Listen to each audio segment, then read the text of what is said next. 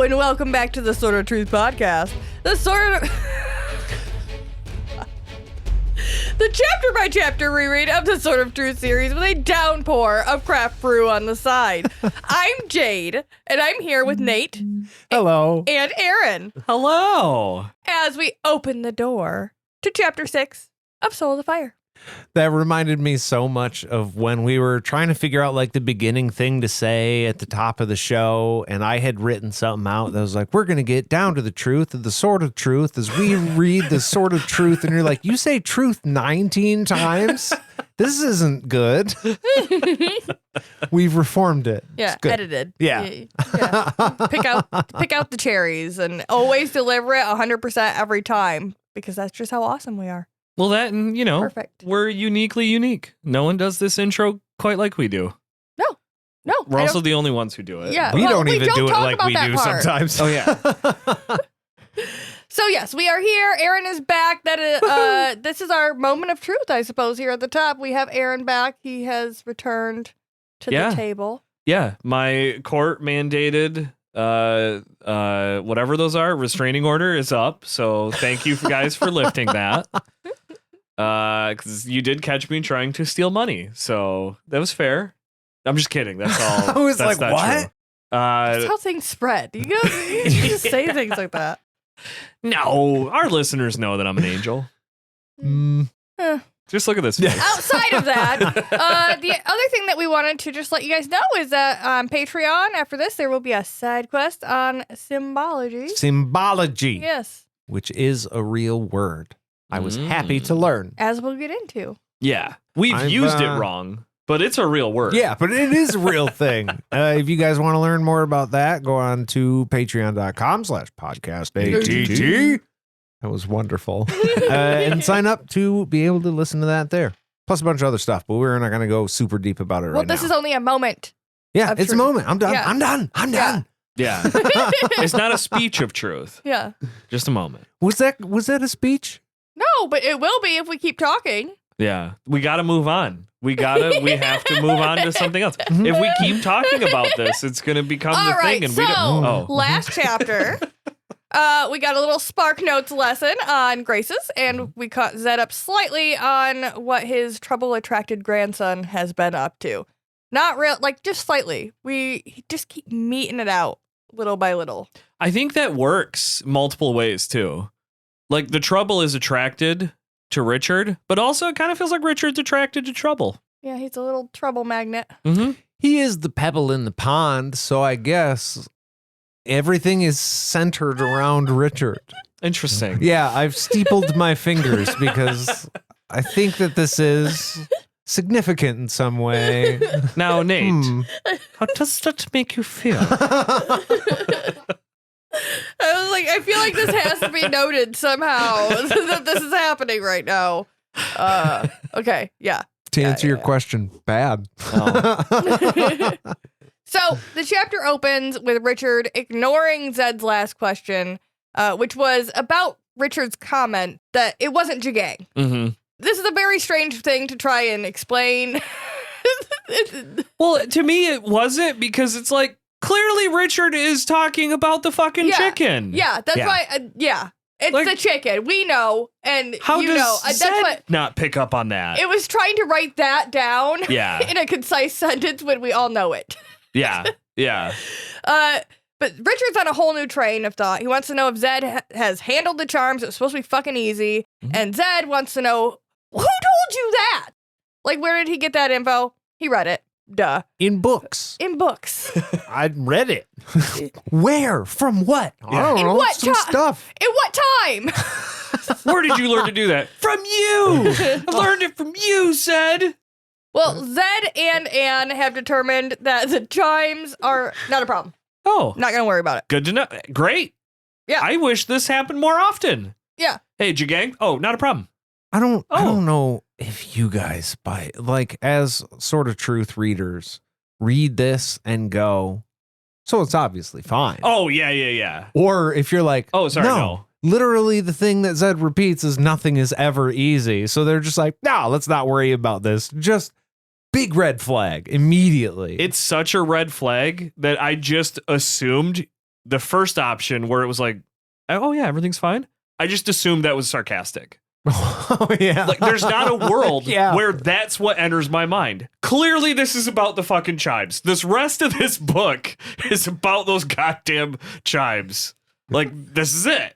Well, we left on a cliffhanger of the at the end of the book about them. Yeah. And then this whole start of this book has been fucking weird.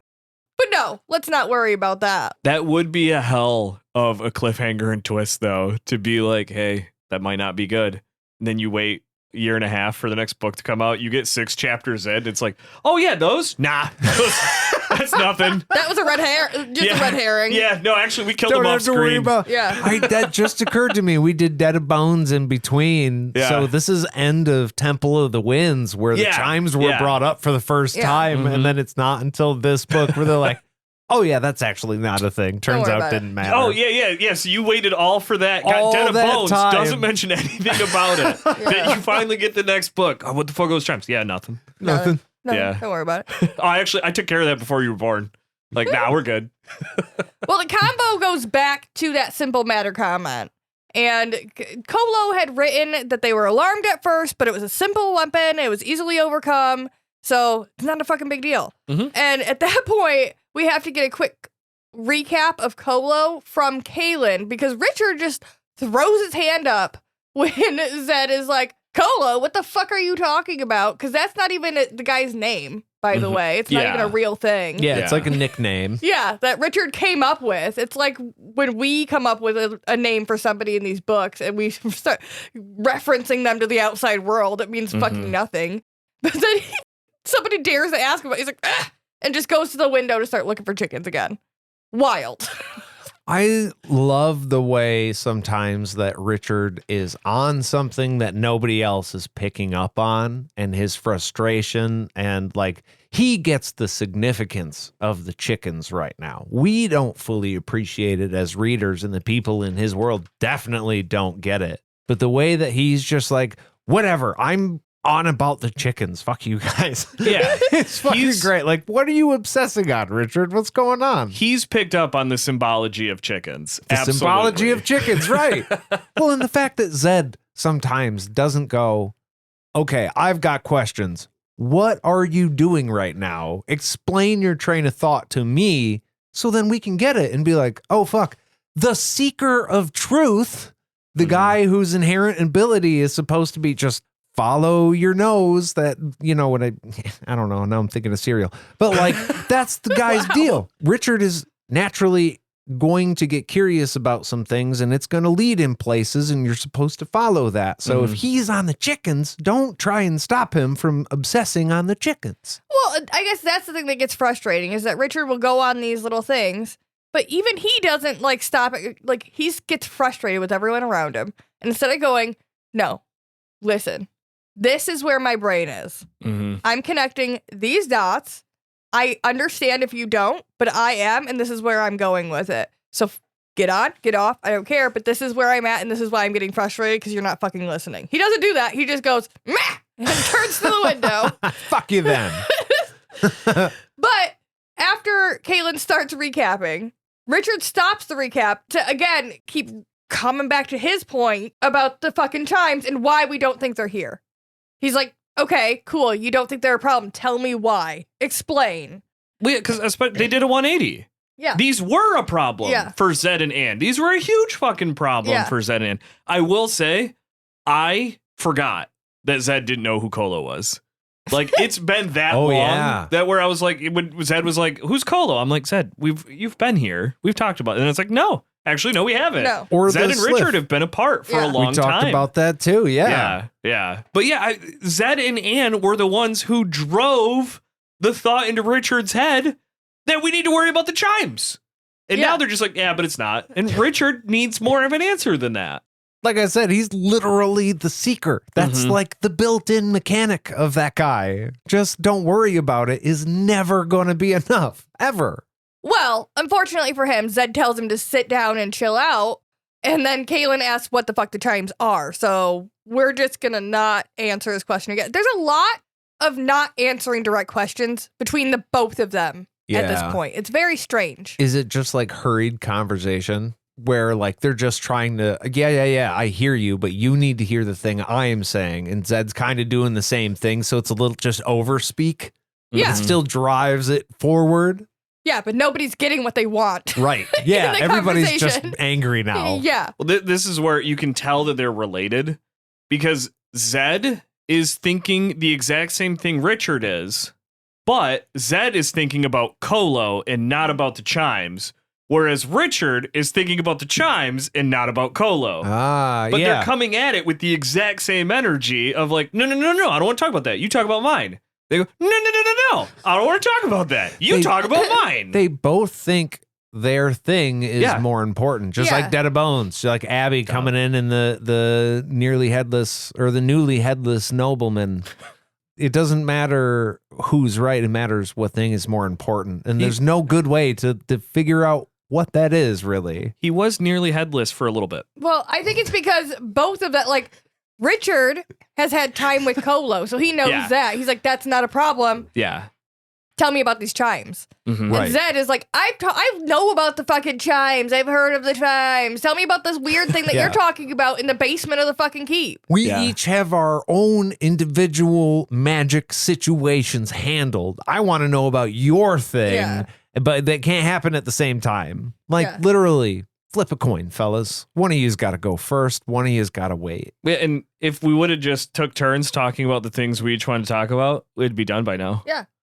Like, no, instead of arguing about what we're talking about, let's just talk about both things. Sit down, open a beer. Literally, this podcast goes in order because if we didn't have shit written down for us to like follow along to, we would all holler everything we thought and the whole thing would be 4 minutes long. And good for nobody. You wouldn't know what you heard. No. Well, so back to Caitlin's question about what the chimes were. Yes. Zed's like, they're vexatious creatures, and Anne's like, they're catastrophic. What the fuck are you talking about? They're not just annoying. Difference between minor annoyance and huge implications. Yeah.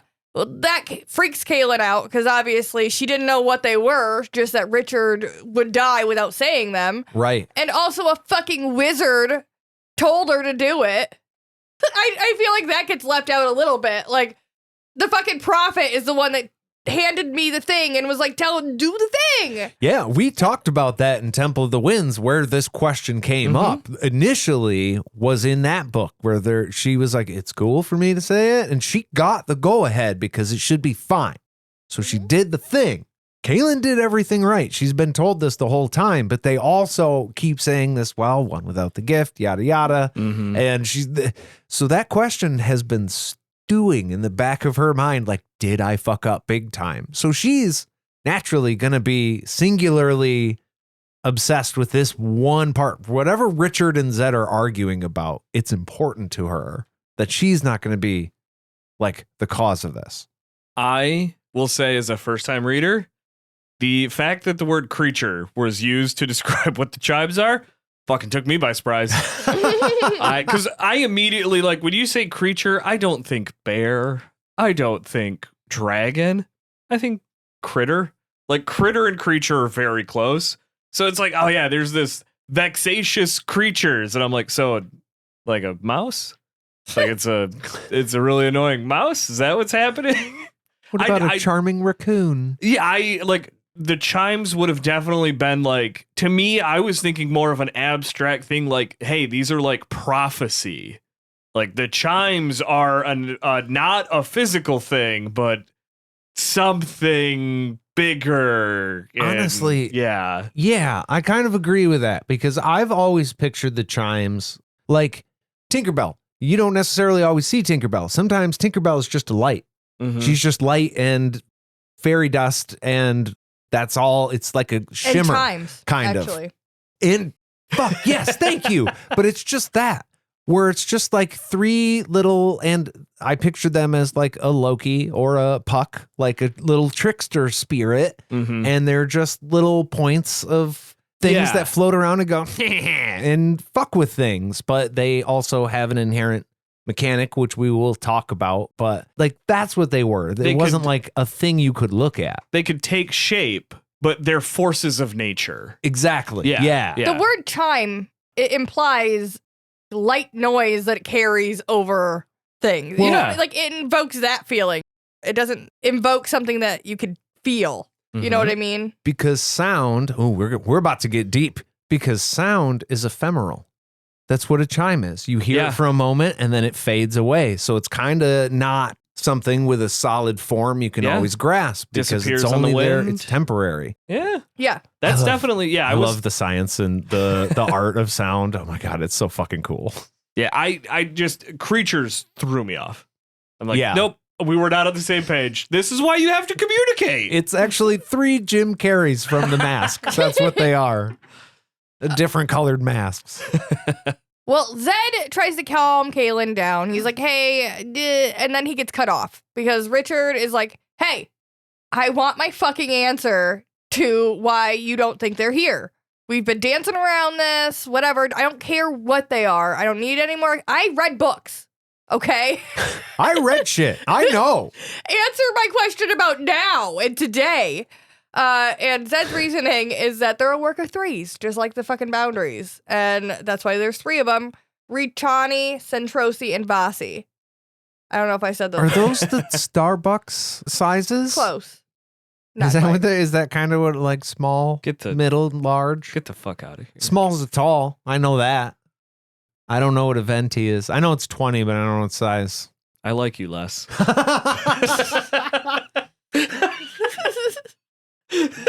There's a Grande, a Venti, and a Trente. That's fair. Trente? I don't know. I am the person that takes a long time when I do rarely go to Starbucks, and it's a problem. It's a problem. All right. So apparently, an ordinary person like Richard or Zed or Anne or anybody but Kaylin could say the words and it would be fine. But because she is rare and has magic powerful enough to summon their aid on behalf of others, she is a problem. But she's not, apparently, because it didn't happen. But he said, I was confused by this comment here. I was like, why? Why is Kaylin special? He doesn't say why. He doesn't say what special magic she has. No, but what it is this is the swing back from earlier when Richard was telling Zed that, oh yeah, everybody can ride in the Sliff. You know, I can do it, Kaylin can do it, the Mordsith got somebody who allowed her to do it. So everybody in Richard and Co. is pretty much covered, except you and Anne. And he's like, I even got these free tokens that allowed a free ride. And like, I gave those away, so there's no way for you to do it.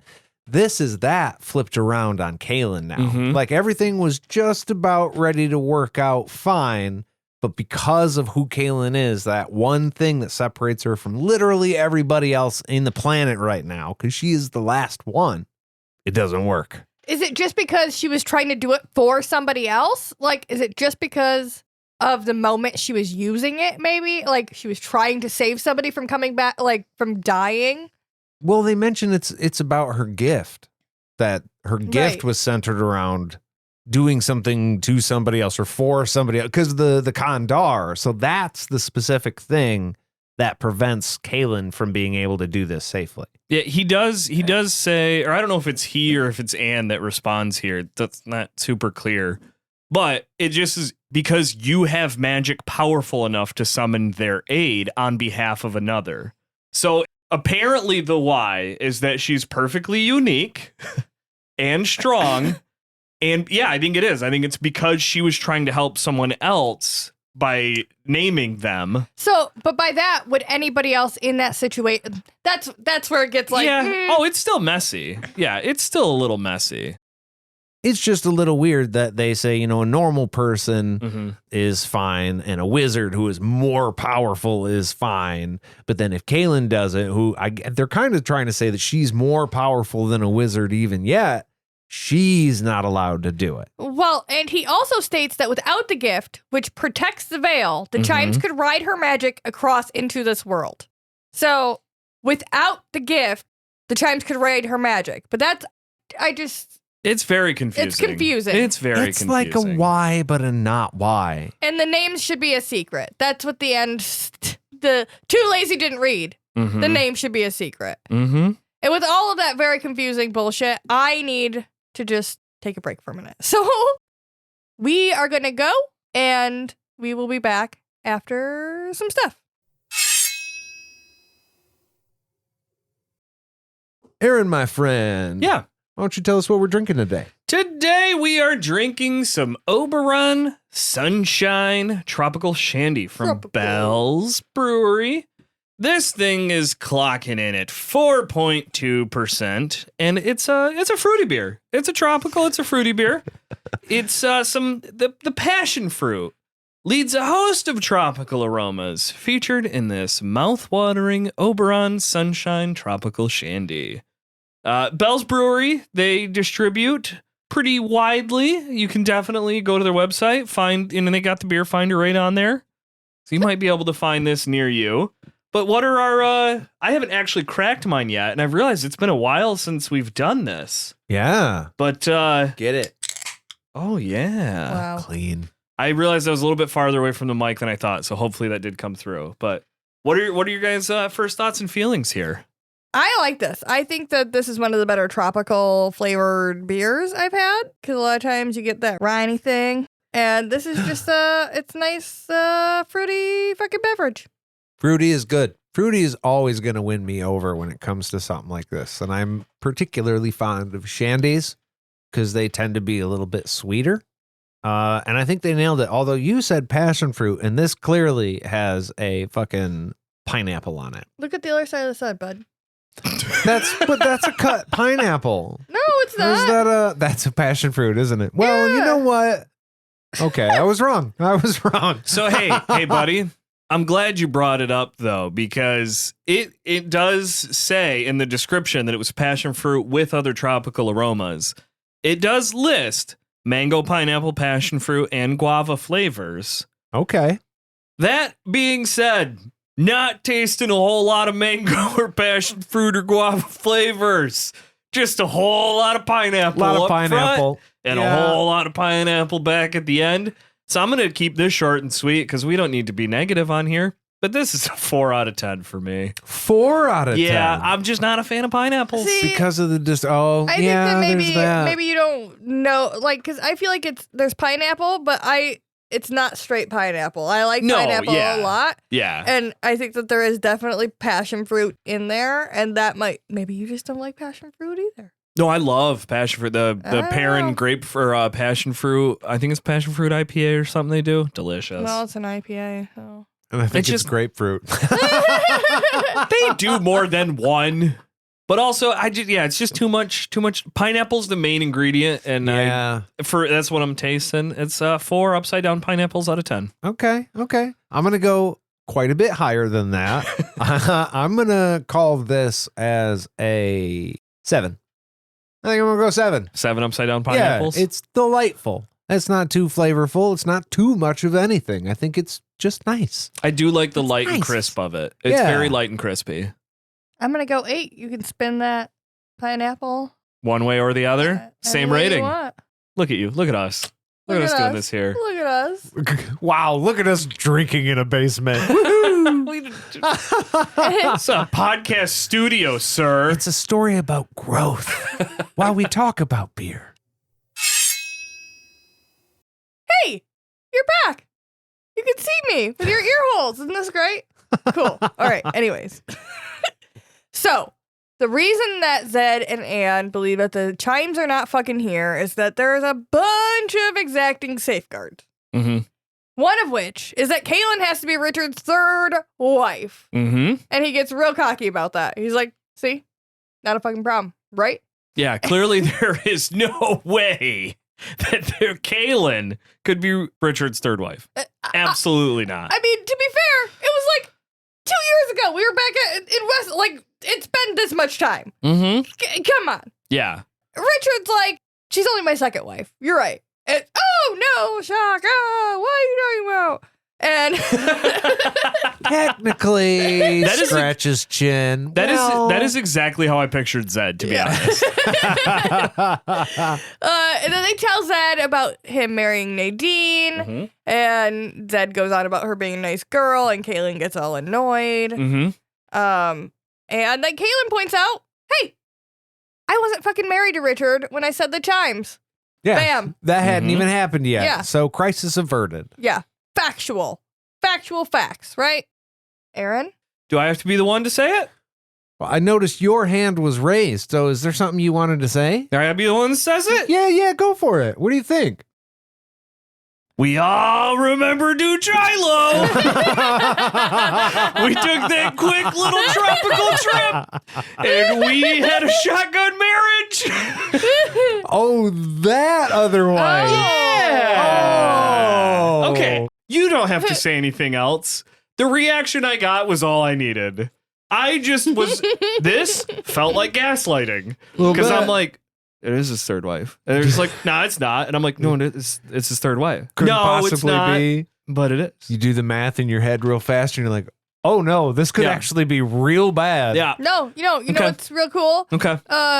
You remember that maybe. Yeah. You weren't there, but you remember it. Yeah. You know who doesn't? Richard. Yeah. Yeah. And his wife, who What is- he didn't fucking tell. Yeah. Yeah. Oh yeah, that. Yeah. Yeah. He has a little history of not filling Kaylin in on the deets about Boy. the other ladies Boy. around him. Boy, does Richard have a history of not filling Kaylin in. Yeah. More recently, he's been doing a pretty good job. I was talking about cum. Yeah, I got that. I don't know if that was a look of approval that you just gave me, but he was so proud. That was about cum. And looked right at me and just smiled. Did I do good?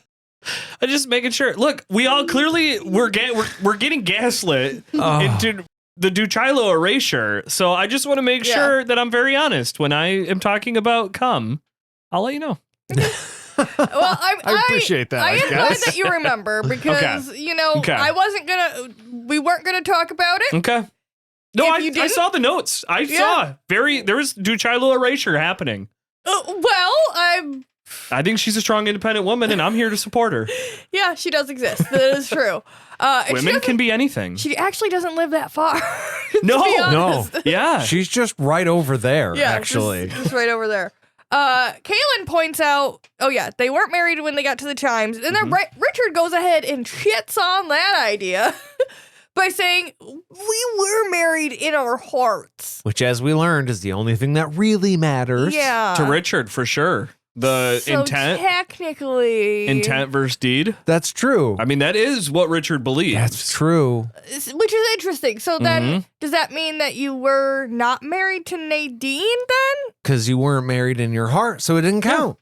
So Which- you are good. Which does disprove that Kaylin would be his third wife. Which, Look at us justifying all do this the- shit. No, that one didn't really matter. What would the spirits see there? Yeah. Also, I thought that they would maybe go with the spirit world fucking incident as like we were technically married in our hearts and in the spirit's eyes Yeah. when they brought us together between worlds and allowed us to fuck in Like- the clouds. We've said that before. If you have a meeting of your bodies in a spirit realm and do it, And got that's as approval good as from the being spirits. coupled off with another person as is you're gonna get. Like the rest of the stuff you're gonna do in the real world here is just ceremony and ritual. Right. But like that actually happened. Well, yeah, I mean, Right. in all honesty, like, kind of real life, like, yeah, legally speaking, you have to get a certificate to say you're married. But if you don't give a fuck, Yeah. you can be married and To not have everyone. a certificate. Yeah. Or like So Like- there is something to that. the reality of when you get married, nothing actually changes. Yeah, the tax You breaks have aren't as your good as they wedding used and the to party, be. So but like the next day, I mean, Yeah.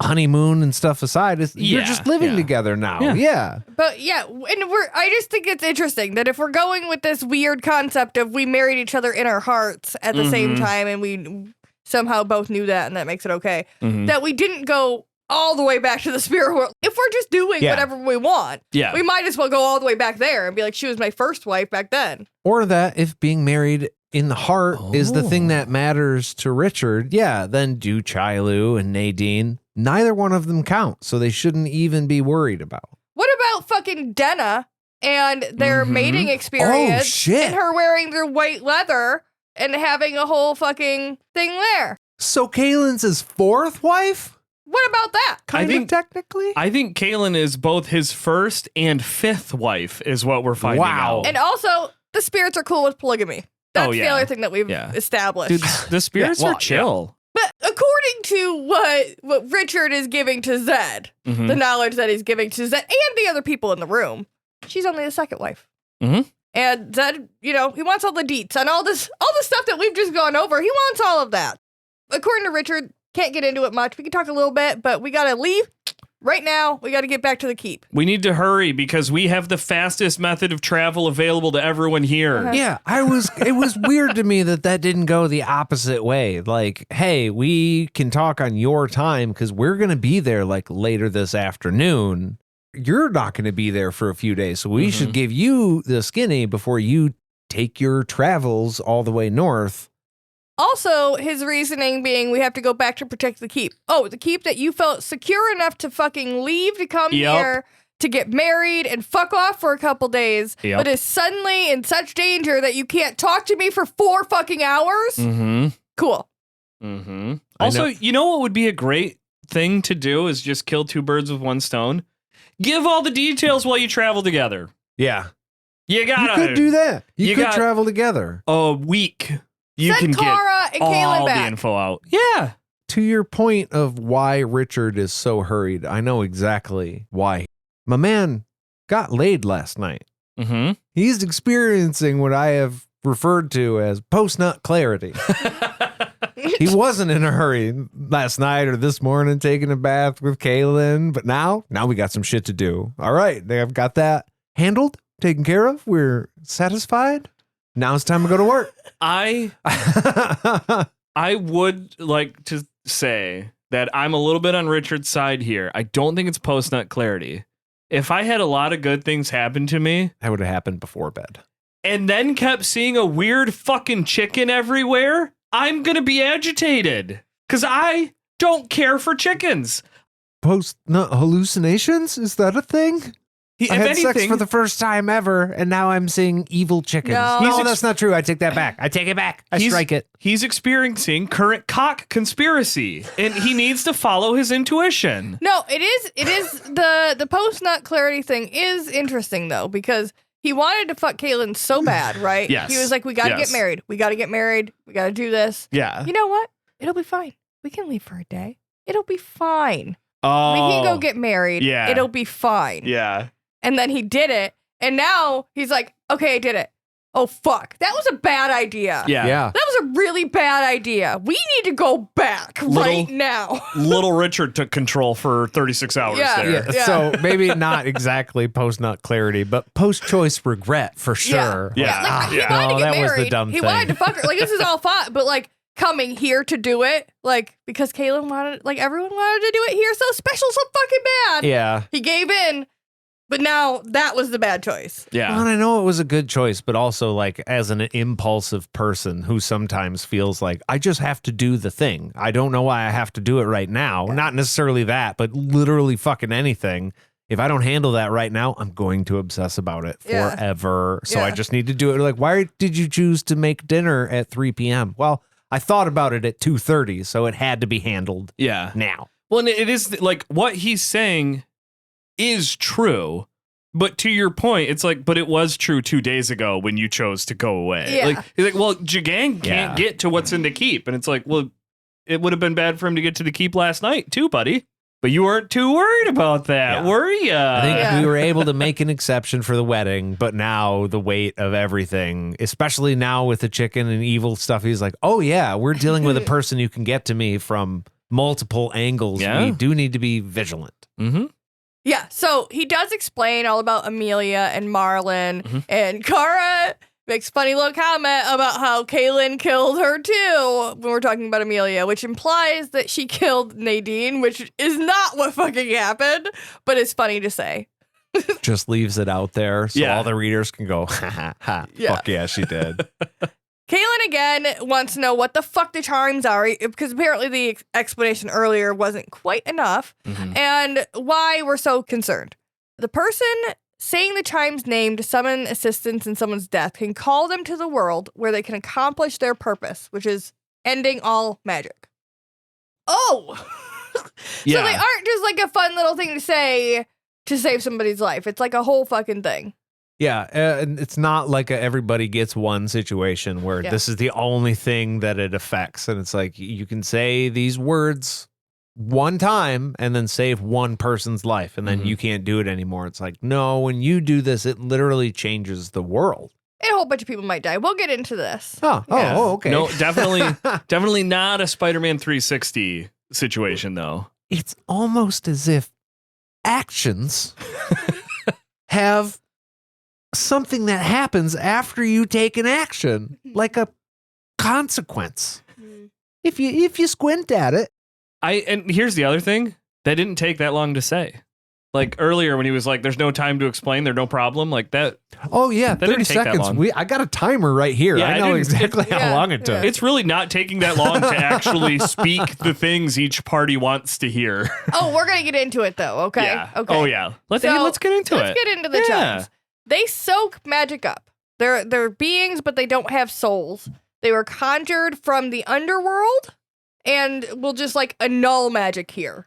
So they can kill, but that's not, they aren't here like actively like murdering people. They just happen to do their thing. Yeah, they just eventually like snuff the magic out. So what this is an acceleration then in magic becoming less prevalent in this world. Because we already know that from the old times, like Kolo's times, there was wizards in the keep, it was full, it was happening and busy, and now there's less. And now that the chimes are here, that's going to happen faster? I'm going to pin what you're saying. Got you. Anyone who survives because of magic is going to die, from the weakest to the strongest. Okay. So, yeah, acceleration. Yeah. We don't know a lot about them, but they're weapons of the Great War made by wizards stronger than Zed is right now. Magic isn't what it was then. So my theory, I guess it's not really even a theory, I think it's kind of proven. These were leashed in the Great War when magic was at its peak. Magic has since declined. Yeah. So that is a direct cause of the original use of the chimes. So that they were there at all is declining the magic, and now they're off their leash, so to speak. I like that you put it that way, because they're creatures, as we learned. And now that they're running wild, that may accelerate. Yeah. But they were, they were here originally. That's what caused the great decline of magic that we've seen. That's why the keep is not as full as it was, and it's slowly been petering down just because of the results of the original chimes. But they have been locked away or something. It was easy. They took care of them back then. I mean, it still started a decline. Yeah. You can't start what you stopped. Yeah. But now there's a risk of that starting back up again, which would accelerate something that's already been deteriorated. Interesting. I had not put that together, and now that you have connected the dots for me, I like it. Well, Makes sense. I was just thinking about, I think it's been coming from like the last couple books too, because we've been talking about Kaylin's time when she was younger, and like the decline of the wizards in the Wizard's Keep, and we've read even about when Zed was like before Kaylin was even born. So like we keep going back and seeing more wizards, but not quite as many as like the Great War type. Right. So it had to have started somewhere. Where did the decline go? Why? And this is our why. Does give a good reason to it, which has kind of been abstract for me until now. That this was the cause. I never put this together either, so I'm learning this. It feels like first time. That's fucking crazy. But I'm glad that there's an explanation for it. That's why we were down to 5 wizards and that got murdered. Like that seems wild, but that's why. Because it talks about how like there's just not as many wizards being born. Yeah. So it's not like it's like there was a war and a bunch of wizards died, so they couldn't reproduce. That's not exactly how it worked. Like, there's a greater chance that someone is born with the gift if their parentage is gift holders, but it wasn't uncommon to have, a wizard born to non-magical parents.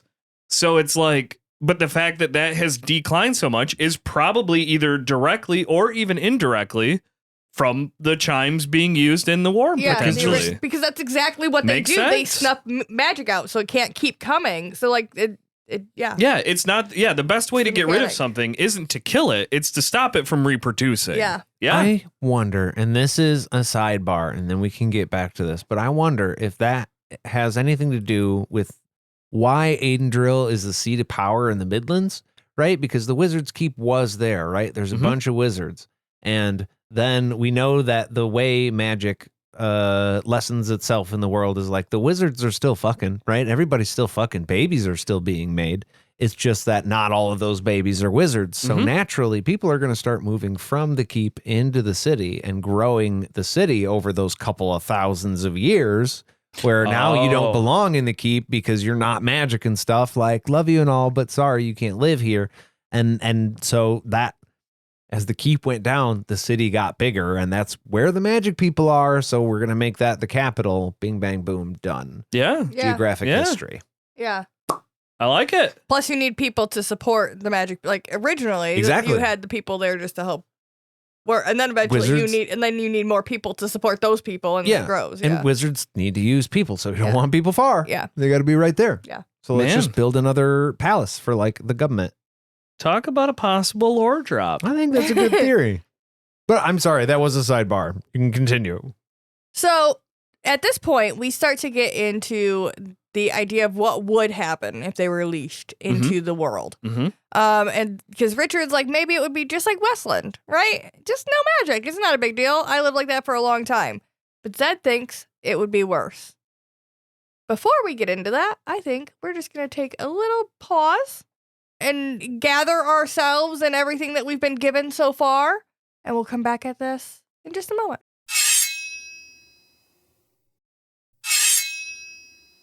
Hey guys, we're back. This is so nice. Hello. Hi. They got their ear holes open again. Yeah, that's so great. I love that. Just really open those things up. Well, especially now, because Zed is going to go into a story that explains what he thinks might happen if the Chimes were unleashed. So, in the Nerif Valley, which isn't too far from where they are, in the Highlands, water from this river, the Dammer River, gathers to flow into the Drun River. They all meet up. And the waters from these rivers leach the poisons from the land there, the Highlands. Water flows into a swampy lake before continuing down into the valley below. There's a plant there, the paca plant. Paca! The paca plant I like grows, it. thrives in the poisonous water, and then filters the water that flows down below. So it's clean water by the time it gets down to the valley. Hydroponics, right? Yeah, fucking magic nature shit. That's actually not what that is. I'm super wrong. Never mind. Did you mean symbology? Yeah, symbology. Only the caterpillar of a certain kind of moth can eat the leaves of the paca plant, and they make cocoons in them and all this shit. There's a bird, the wargerbird. Workerberg? Wargerburger? The Warfer bird? No, warger. Is that more symbology? Wahlburger. Thank you, Detective Alapopscalius. It nests on the cliffs by the valley, just below the poison lake. And they like to eat the berries of the paca plant, and they eat the gambit moth that lives up there. They have a whole little fucking ecosystem. The paca plant seeds are super hard, and they don't open easy. So only the magic that's on the dust in the wings of the gambit moth works inside the birds to break the seeds open. Which sounds like it could just be science, but they're calling it magic. I don't know.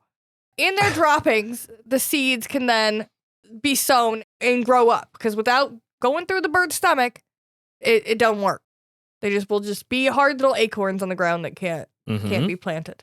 It is interesting to me because I fully feel like what Zed's describing here is magic. It is a magical reaction that happens to something that comes from a magic creature. Yeah. Right. So it's gotta be magic. But at the same time, pollination happens just like this.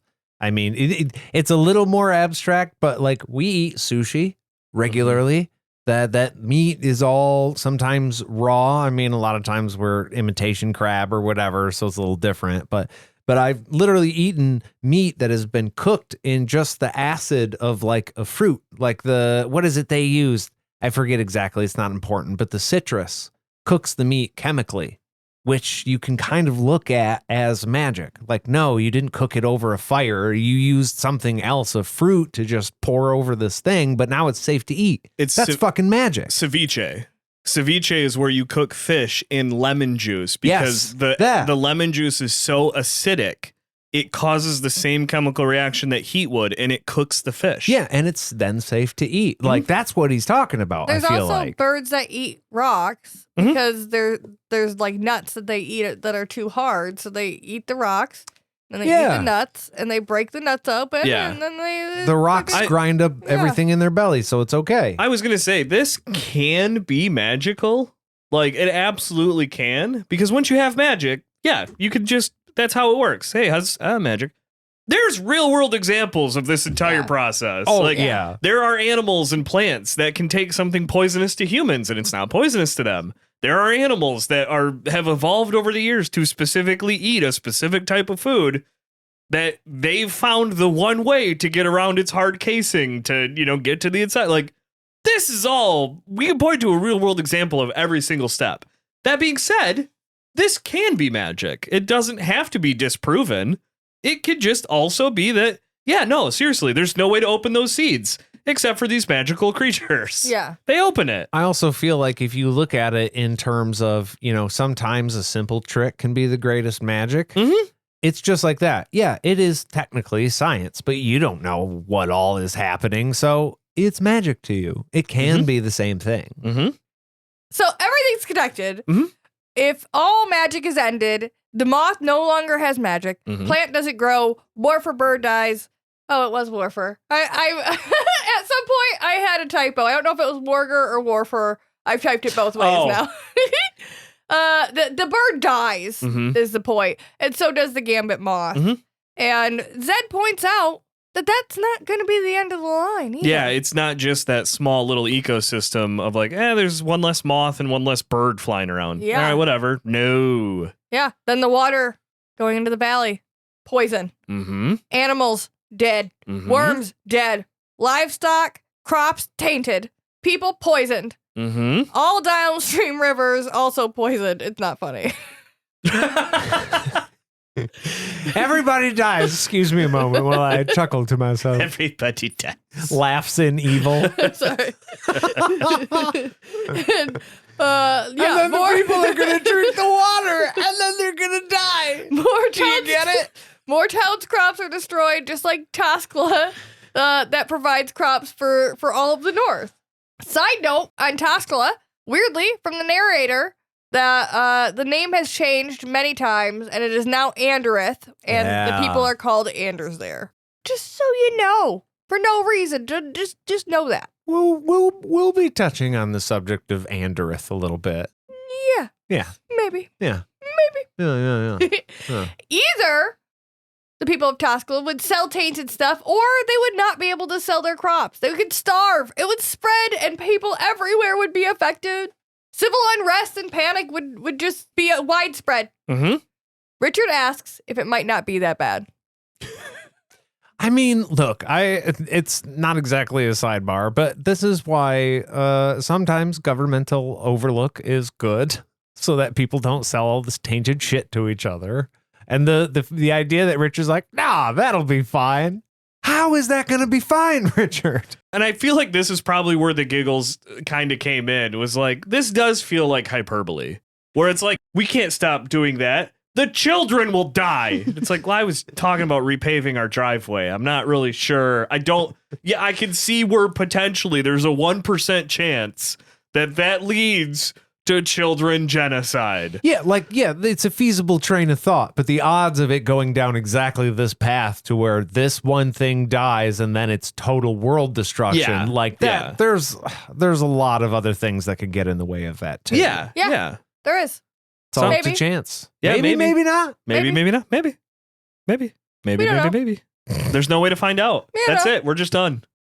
It might end up that the poison is diluted. It causes no problems, right? Or just like a little tiny small one for a couple fucking people.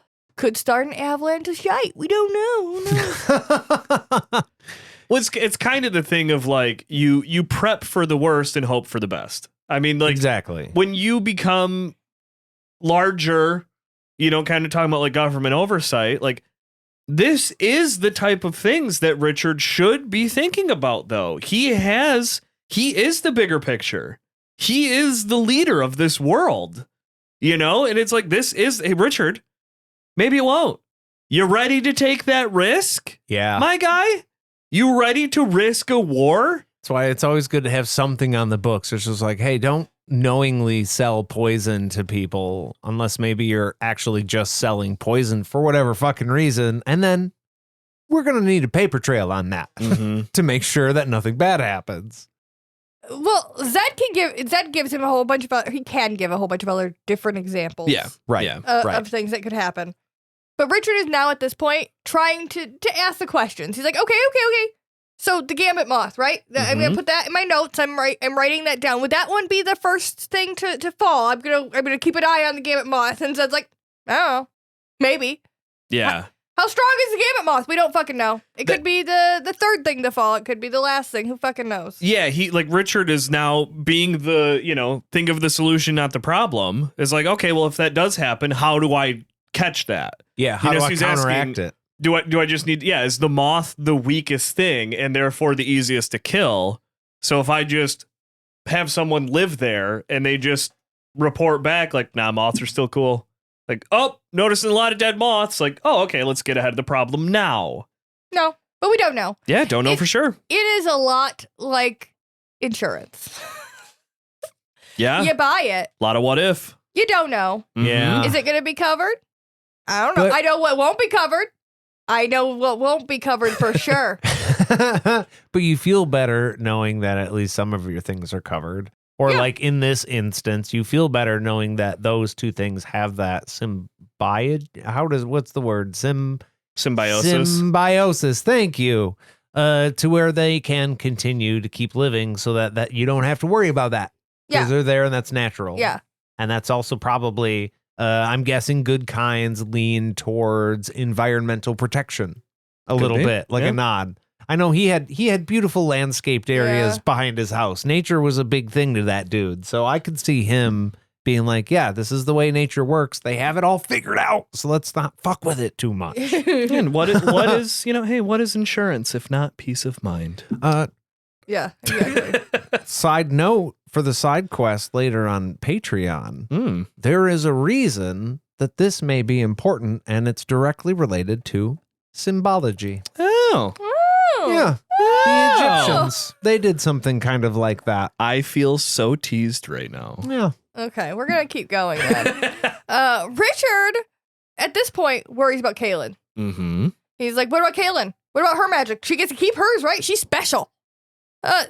She needs it. And, duh, she would lose it too. I just said everyone would lose their magic, Richard. Yeah, magic will be gone.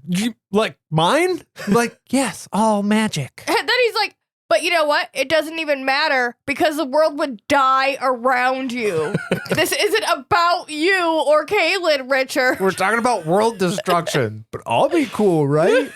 This is like Kelso asking if Red's new smoke detector detects any kind of smoke. Yeah. Like, yes, yours too. Yeah. Yeah, that's exactly the vibe it was. I was like, yeah, duh. Were you listening? This felt like to me like the first time you would like bring a child into like Meijer or Walmart, like a supermarket, or it's like, we can buy anything in here. Even that? Yep. Yeah. Even that? Yes. Everything. Even that? Yes, kid. Everything. You know what everything means. You're going back to the car. Yeah, you're fucking, I'm not doing this. You are 13 years old. You do what my mom used to do was the fucking best. Go down the toy aisle. One, I'm not buying you anything, so don't bring it to me. And whenever she said that, she meant it. Mm-hmm. Don't beg, you ain't getting it.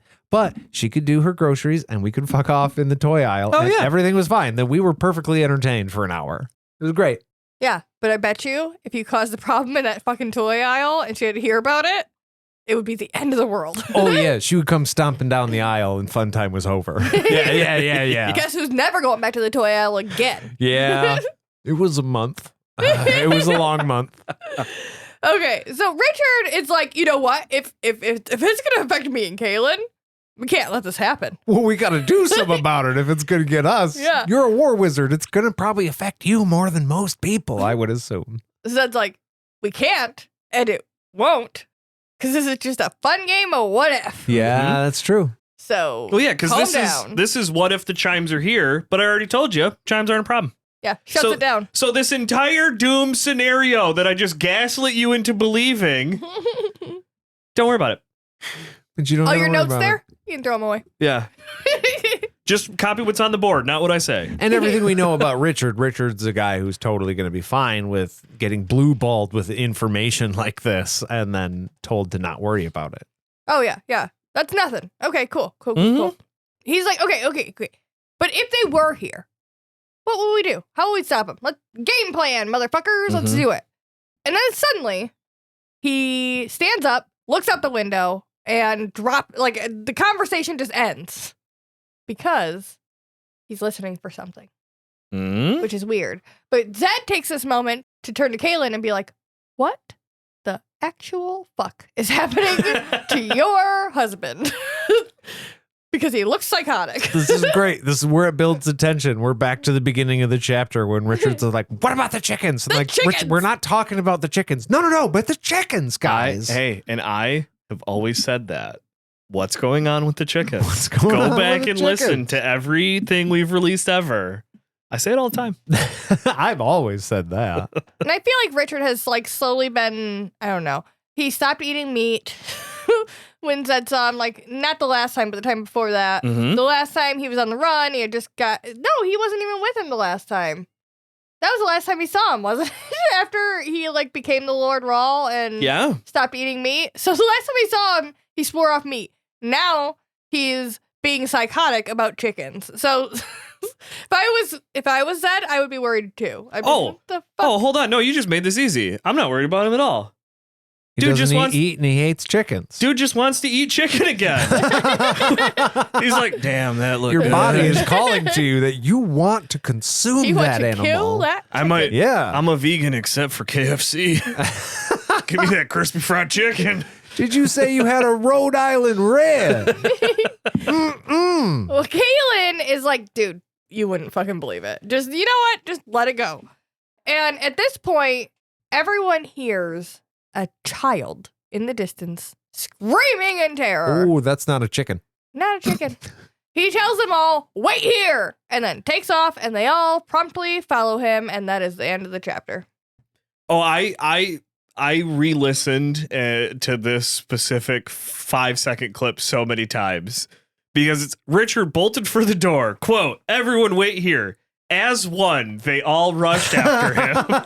Yeah. Nobody's going to let him do that. That was a pretty solid, it was a pretty solid end of the chapter. That was good. I also, that was good. because of his obsession with the chickens and how funny I find that, I think that there's a world where they hear this child scream. Richard says, everybody wait here, dashes out around the corner, and as they follow him as one, Richard is just there holding said chicken and has abandoned the child screaming. And they're like, yeah, but look at this chicken, Look at guys. this So like, chicken. "God, Richard, come on. Look at all those chickens. I think honestly, I'm thinking Richard threw his voice, and it was him making the child screaming sound, and he's trying to get he's trying to cock block him. He's trying to cock block his Amazing. friends. He wants the chicken to himself. Yeah, yeah. I think that's what's going on. I think Richard doesn't want to admit that he wants a pet chicken. I think that's all that's happening right now. That's Amazing. that's my prophecy. I That's think your I think it's a pet chicken. He misses Gratch Oh. and wants a pet. Richard wants a pet. I sympathize with that. Wants a little buddy. Well, my little wizard note for the chapter is that this book is so fucking weird, such a weird starter. There's interesting little chicken bits that are keeping you turning the page and being like, okay, what the fuck is happening with the chickens? Mm-hmm.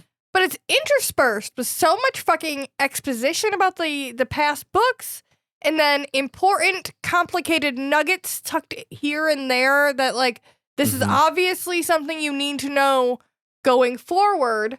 So you got to be paying attention. You can't just skip this. It's not just exposition, not just Zed catching up for 5, 6, 7 fucking chapters. The notes are taking, because I'm trying, I got to put this stuff in here. But also, then we're going back and forth with Zed being like, oh yeah, here's that other little thing you don't fucking know, which is good for us to know because I forget, like you said, that what Zed doesn't know.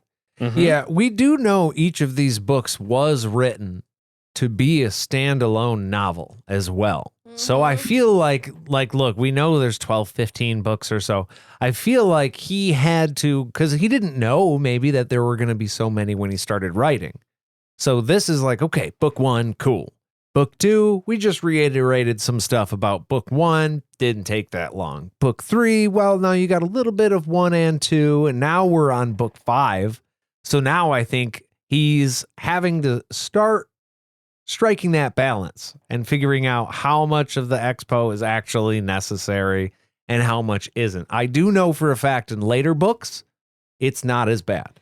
Yeah. And I've also read a lot of comments online about the exposition in this book being a lot. Because it's like you said, quirky chicken and then super complicated deep stuff that's lightly referenced. So it's like, how far do you want to go? Oh, another quirky chicken. Yeah. And I think it's also because he has to canonically tell you what Zed is going to, like, he's trying to catch up the reader if you haven't read, but Correct. also trying to say, okay, this is what we're allowing this particular character to know and what is not going to be like For the current reader.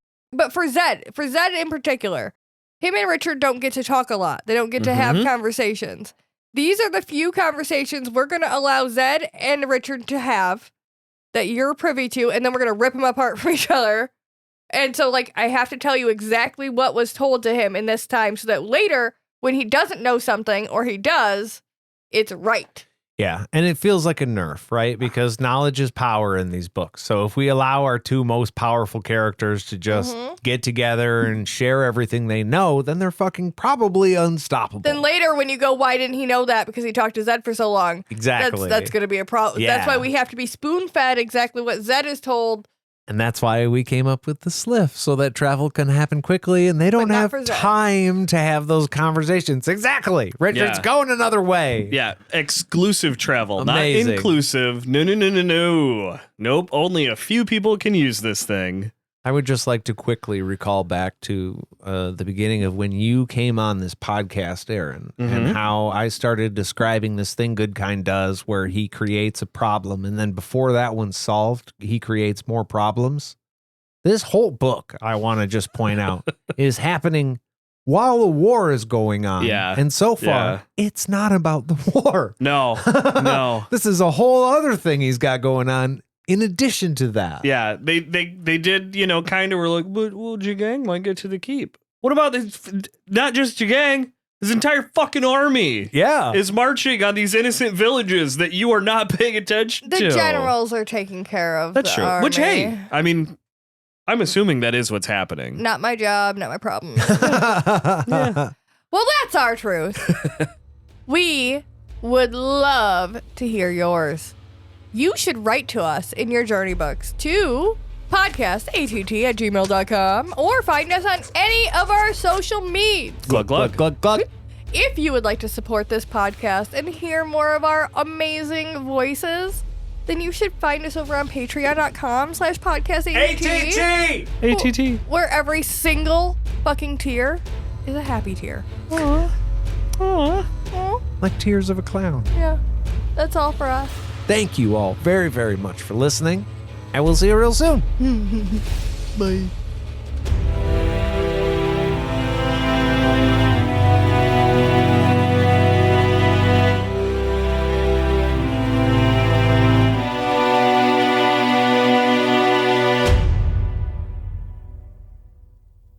I'm telling you, okay? There is a conspiracy with the chicken. They're drinking the water, and it's changing the way they act, okay? Listen to me, you two. Follow the cocks. They know. Chickens play dumb, okay? They play dumb. They're smart. They're smarter than you give them credit for, and that's why I don't like them. You just need to stop. I don't like them. I gotta head this off, because if I don't, he's gonna go down the crazy train. Aaron, I've never had a problem with one single chicken after I deep fried it. That's all you got to do. What happens when you go to grab the chicken and it looks at you weird? They know something. It's the chicken conspiracy, Nathan. It's the chicken coo. And I would expect you as a prophet to pay more attention. That was really good. Thank you. Okay, now I'm going to hit the button. Thank God.